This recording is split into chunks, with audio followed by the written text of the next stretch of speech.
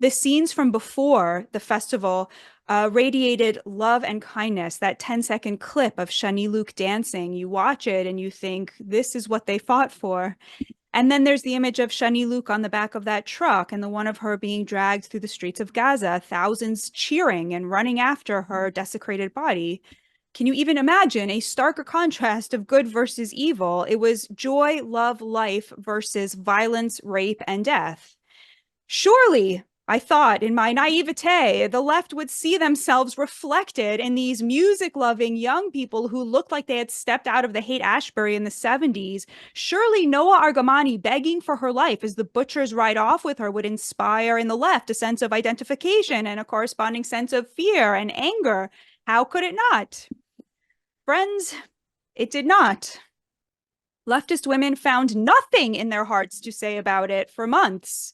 There was a total failure of the international feminist community to stand up for the Israeli women who had been brutalized by Hamas in a particularly sexual way. Despite the preponderance of evidence, there was a code of silence from the usual suspects. Some would even deny it. YouTube personalities formed what I like to call an "Our Hamas would never" brigade to defend the butchers and the rapists from the evidence of their crimes, insisting it was all war propaganda. It goes beyond that to the core of leftist ideology, which is built on a belief system that has erased the difference between right and wrong. Now, this belief system is one you will know well if you have been to a university in the last 40 years, or an American newsroom, or on TikTok, or in a meeting with any cultural institution in America, or any progressive organization, including any liberal Jewish organization, or if you're on the board of a museum, or even in a writer's room in Hollywood.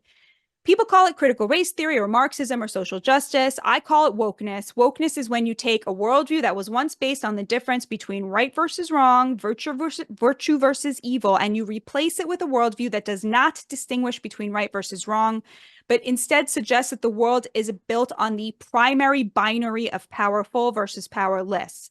They ascribe inherent virtue to those they see as powerless and evil to those they see as powerful, and they superimpose some characteristic onto the binary, whether it's race or gender or sexuality or national origin or religion, rendering all people, for example, who they see as people of color powerless and oppressed and thus virtuous, and all white people powerful oppressors who are inherently evil and compromised. This woke worldview absolutely dominates the left, which means it dominates the cultural and intellectual output of the United States these days.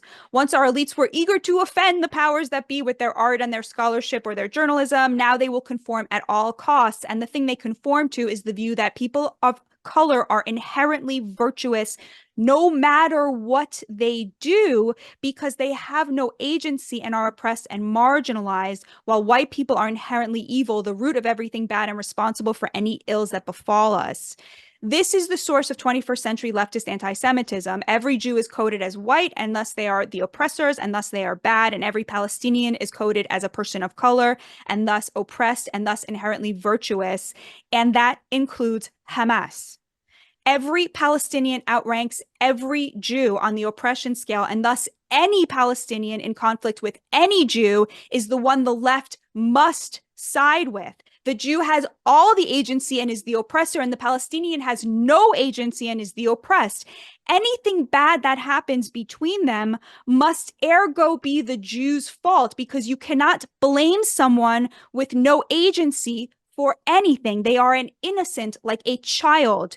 To the woke, the less powerful has no responsibility to act ethically, because their rank on the oppression scale means they cannot act at all. And thus they are inherently imbued with virtue no matter what they do. Their abjection is their virtue. And that goes for the terrorists among them as well. Because to the woke, people of color have no agency. When a so-called person of color commits a heinous act against a so-called white person, the agency of their actions must be reassigned to their victims who have agency. What this means is that when a Palestinian rapes a Jewish woman, the agency was hers. It was not his. She remains the oppressor. His act was her fault, and her suffering does not release her from the burden of her status as oppressor, even in death. That is why leftist feminists cannot side with raped Israeli women.